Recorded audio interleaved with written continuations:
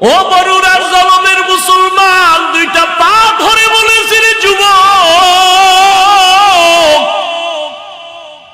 ও পর্দার আড়ালের মা বোনেরা, ও বৃদ্ধ বাবাজি, ও ব্যবসায়ী বাবারা, কই রাসূলের আদর্শ, কই তোমার আদর্শ?